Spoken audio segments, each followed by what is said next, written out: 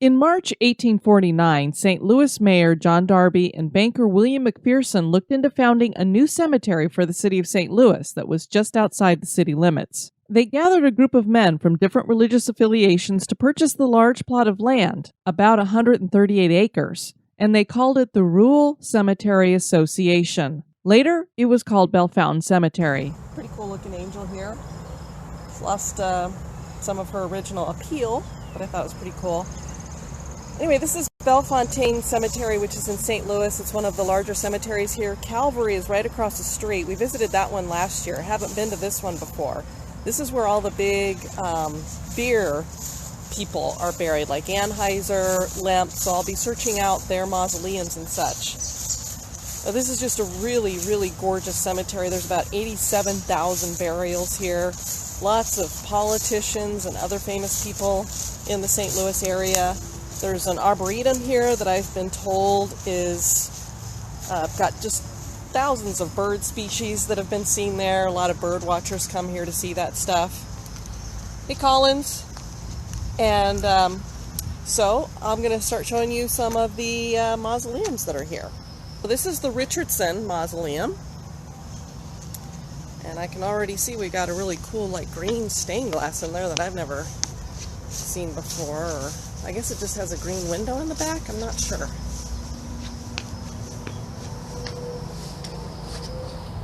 So I don't know if there was a stained glass in there and they put the green in there instead. I can't imagine. They have obelisks galore in here too. Just tons and tons of obelisks.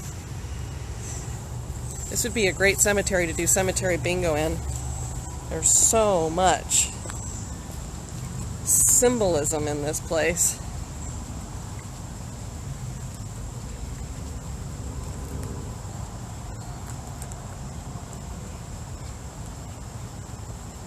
I'll go down to the Arboretum a little bit later and do a live video down there too. It just looks so gorgeous. Can you imagine how much these things must cost? Looks like we have some lilies in the back there. It's real pretty. Nice. And I love they always have these like stairs that are way down here. And then you go up and there's, no sidewalk or pathway. Always have to have a grand entrance though. This is the Lewis Mausoleum.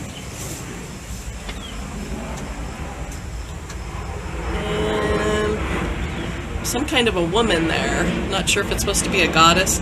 This is near the airport, so I apologize for the noise. It's really cool. It has this elaborate, the L on the outside for the name.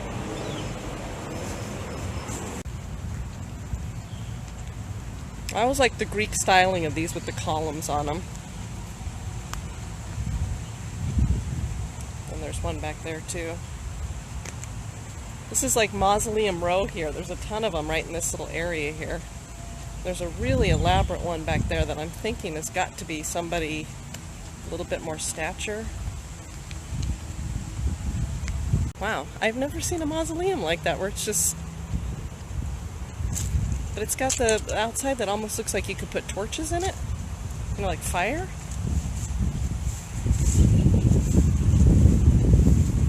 Very, very unique. Come down to that one.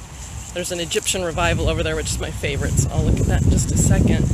This has this, I'm not sure what the symbolism is on this plant here, but it looks like there's one back here that kind of has similar. This one's really cool. This is Westlake, and it's open with the tomb, like right here, that you could just walk up to. James Lewis Westlake. And then the outside of it has a little decorative stuff around it. And looks like his wife is buried here too, Nellie. Yikes, spider webs. Of course.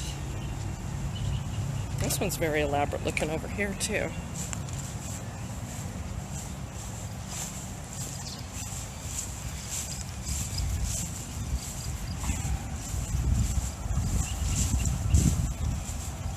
And this has the same outside area that you could imagine putting fire up in those. What's interesting is it's actually looks like animal paws, like lion paws or something.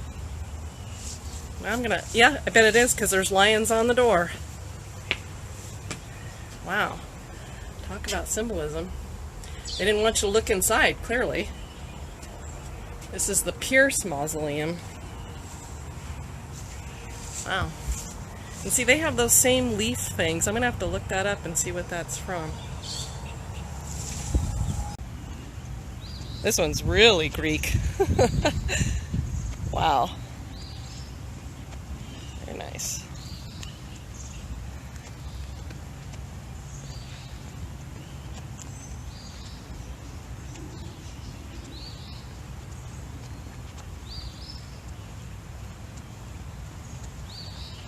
Yeah, there's just a ton of mausoleums here. It's amazing. I think I've seen so many in one place.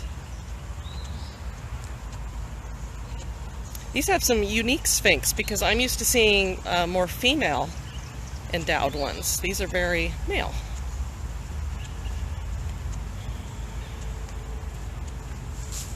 With, I don't know, those big ears? Or is that just part of their headdress? This is the Tate Mausoleum. There you can see the sun symbol. I don't see any stained glass. Oh, it's on the side. It's really hard to see. I don't think I can get a good angle on it. No. There's one on the other side too. It's really hard to see. And all the burials are in the back, and they actually have the symbolism out here on the outside too. With the Tate Mausoleum is Egyptian in style. Of course, as you know, it's one of my favorite styles. It was built in 1907 by Frank N. Tate, who at the time controlled most of the theater property in St. Louis. He also owned theaters in Chicago and New York. The landscape architect for Greenwood Cemetery in New York also designed Bellefontaine, Almerin Hotchkiss. When he was done, there was more than 14 miles of road traversing the property. This is a cemetery filled with monuments, sculptures, and more mausoleums than I've ever seen in a cemetery, and they are gorgeous.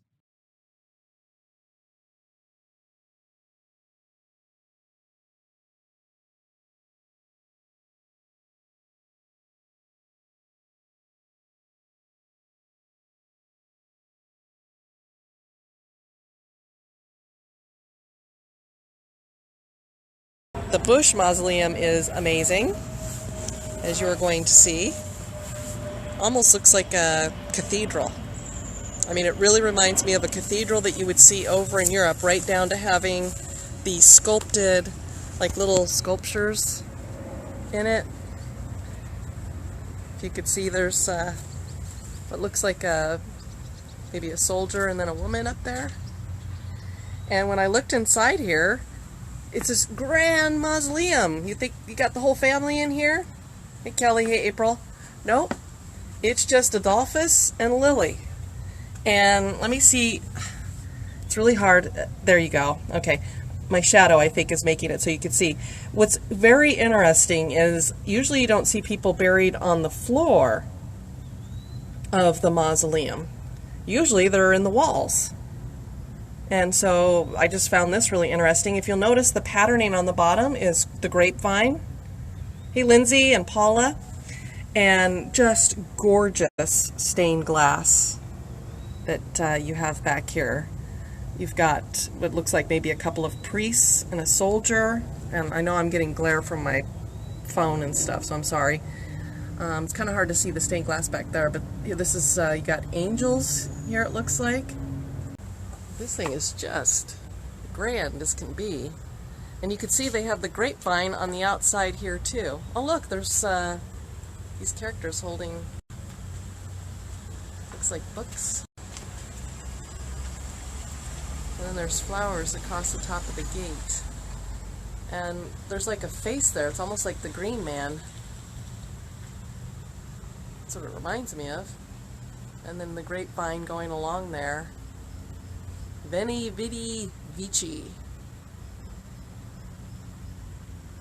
And the grapevine stuff goes across here too.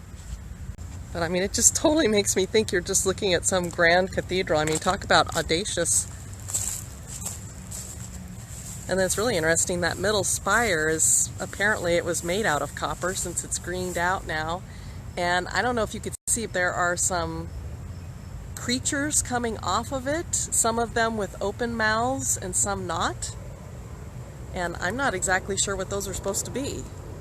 I don't know if they're like a phoenix or a dragon. They're weird. Adolphus Busch was born in 1839 and died in 1913. 40 breweries existed in St. Louis when Eberhard Anheuser bought, before the Civil War, the Bavarian Brewery. His daughter Lily married Adolphus Busch, who sold supplies to the brewery. After the Civil War, Busch joined his father-in-law in the brewing business, and obviously he grew it into an empire. Karl Conrad, a native of Budweis, Bavaria, was Busch's good friend who developed a formula for a new light lager beer. It recently merged with AB InBev, and so it today is the world's largest brewery. The mausoleum that Adolphus and Lily are buried in is magnificent.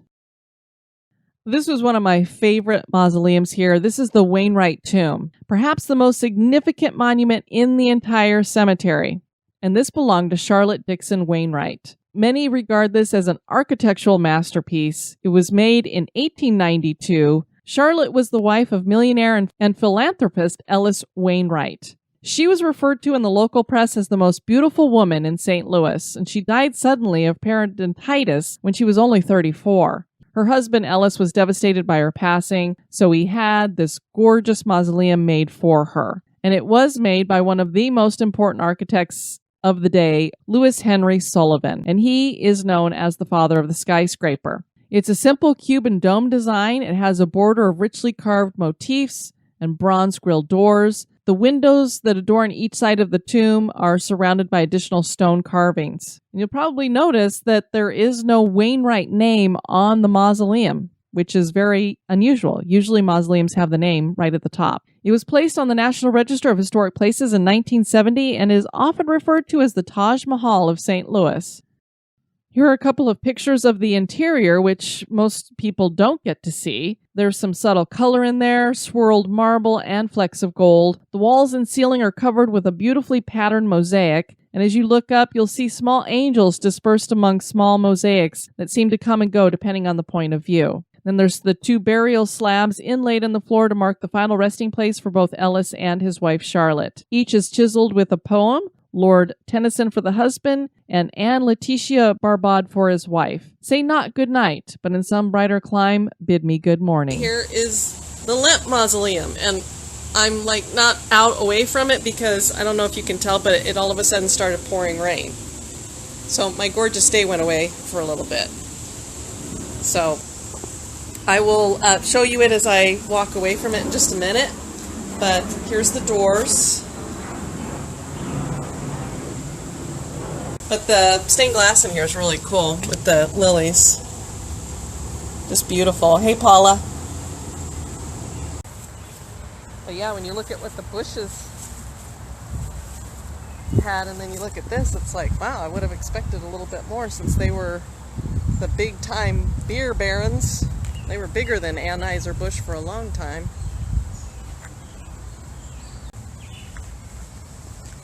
Hey, Cammy.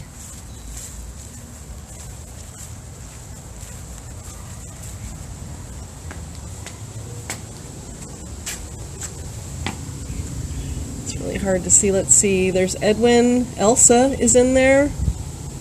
William J. Lamp II, so Junior, is in there. Patricia. Julia.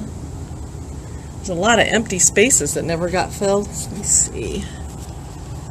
We have over here Louis Lemp. And it's got Agnes also.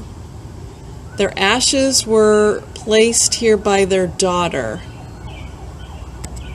Golly, there's only one on that side. I mean, there's places for 1, 2, 3, looks like 16. There's only one of those filled there. There's a bunch empty over here. Now, Frederick would have been the senior son. Well, there's William J. Lemp on the bottom there. So the patriarch is not here. Jacob Fikert, Elizabeth. So it looks like all the sons are here, plus the grandson, the daughter. This memorial is for Captain Sellers. He was the most famous of the steamboat men plying the Mississippi River between St. Louis and New Orleans for more than 40 years. He was the first of many to use the pseudonym Mark Twain, and after his death, Samuel L. Clemens adopted the same nom de plume because it always stood for truthful writing, as Clemens explained in his Life on the Mississippi. Captain Sellers' tombstone depicts the captain standing at the wheel of his riverboat. I mean, look at this cool looking place. Now, I'm trying to figure out on the gate, it looks like a dollar symbol. I don't know if that's really what it's supposed to be, but it looks like it, which makes me think of Scrooge McDuck for some reason.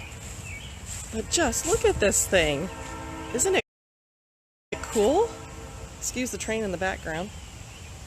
So it looks like it has this, natural stone that it's made out of. And I don't know, it made me think of gingerbread type house, but also, I'm not sure, it just looks like something you'd see over in the Nordic or something. But then some of this has an Asian look to it, like the roof kind of makes me think Asian. But see how this looks like a dollar symbol? I'm sure it's supposed to be like an S and an H, but a little lock. So it has a stained glass, and it's wide open, which is weird. There's a stained glass up there, behind a cross, beyond the shadows, it says. Ooh, I like it. Hey, Johnny. I don't know if you can see it better if I hold it up higher. There's cobwebs, so I'm trying not to get near the cobwebs. So this is the Paramore family. And it looks like we have 1, 2, 3, 4, 5, 6, 7, 8, 9, 10 people buried in here. Listen to the echo, echo, echo. Wow. And it has like a center, I'm not sure, there's just like this stone block in the middle. Wonder what that's for. Oh, so, gosh, just a very, very cool looking mausoleum. I was like, oh, I have to stop, make a video. Yeah, God, I wonder what kind of architecture that is. I'm going to stop by the office and see if I can get some information. And see, this has the same thing going on with their stained glass. It's kind of bowing out a little bit. This is very cool. This to me was another creepy memorial, and this is the burial of Herman Luides. During a trip to Italy in the early 1900s, he met a voluptuous model for an Italian sculptor. And Herman had a lot of money because he was the first proprietary drugstore in St. Louis. He fell so madly in love with this model that he proposed to her, but she declined. He was heartbroken, and he decided to ask the sculptor who this woman modeled for to make him a sculpture of her. It's 12 feet tall, and it's made out of marble. He had the statue shipped to St. Louis, and he kept it in the foyer of his Portland Place home. He had a wife and children, so you can imagine how well that went. The several-ton statue was moved to where Herman was going to be buried eventually. At first, the statue was just out in the open, but when the weather began to deteriorate the marble, he had it enclosed in glass so that he could still enjoy it, but that she would be better protected. It is pretty hard to see her because it gets a lot of humidity in there. He died when he was only 50, and he was buried at the foot of the quote-unquote girl in the shadow box, or the love of his life. Needless to say, his wife is not buried in this plot. She's buried elsewhere in the cemetery. Found another cool memorial that I didn't realize was here. William Clark of Lewis and Clark is buried here. So, as I said, I just wander around cemeteries and see what I stumble into, and so I stumbled into this. It's got a huge obelisk. And then there's a sculpture of him, obviously. He died in 1838. His life is written in the history of his country. And I love that it says over here, the expedition of Lewis and Clark across the continent in 1804 to 1805 to 1806 marked the beginning of the process of exploration and colonization, which thrust our national boundaries to the Pacific. I'm thinking this is a carving of a wolf. It's really cool. And then the outside is not finished. It's left kind of undone. I like that. And then over on this side is a buffalo. I thought was very cool too. And then unfinished over here. And it looks like his son actually erected this. I can imagine this cost a hefty price. This primary exploration through more than 4,000 miles of savage wilderness planted the flag of the United States for the first time on the shores of the Pacific Ocean. It completed the extension of the United States across the vast western region of the American continent. It gave us our outlook toward the Orient. So, very cool. Wanted to share that with you guys. This is the chapel for the cemetery, and as you can see, it is very Greek in its design. This was a nursery area with several burials of children. I thought it was very sweet, especially with the turtles. This creepy statue is the memorial for David Roland Francis, who was born in 1850 and died in 1927. He was an American politician and diplomat, and he served in various positions, including mayor of St. Louis, the 27th governor of Missouri, and United States Secretary of the Interior. He was also the U.S. ambassador to Russia between 1916 and 1917 during the Russian Revolution of 1917. Not exactly sure why they put such a creepy statue overlooking his burial. An interesting story about Bellefontaine is that the bullet that killed Wild Bill Hickok is buried here, but not because Wild Bill Hickok is buried here. William Rodney Massey died in 1910, and he's become quite a folk figure. He was a Missouri steamboat pilot. He was playing poker with Wild Bill Hickok the day Wild Bill was shot and killed. What happened is the bullet passed through Wild Bill's head and pierced Captain Massey's left arm. The doctors decided that they did not want to operate on him, so they just left the bullet where it was at. And so when Captain Massey was buried here in the cemetery, the bullet was buried with him. As far as they know, that bullet is buried here in the cemetery. The grave is unmarked, so you can't find it, but it is out in this vast, wide-open graveyard somewhere. Bellefontaine Cemetery is one of my most favorite cemeteries I've ever been in. If you're ever in St. Louis, you really must visit. I've been told that it's haunted, but I don't know any specific ghost stories that go with the cemetery. With all of the people that are buried here, it is quite possible, especially since some of them are quite famous. But it most definitely is one of the most beautiful cemeteries in the world.